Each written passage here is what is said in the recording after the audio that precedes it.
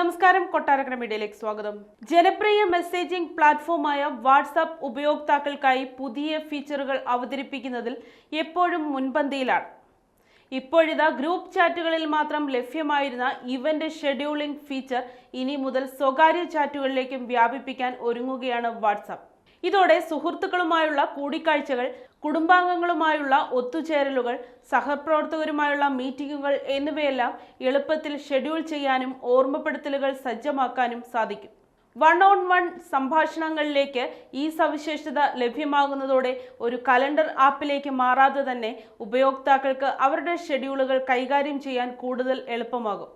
iOS-നുള്ള വാട്സപ്പിന്റെ ഏറ്റവും പുതിയ ബീറ്റ പതിപ്പിൽ ഈ പുത്തൻ ഫീച്ചർ എത്തിയിട്ടുണ്ട്.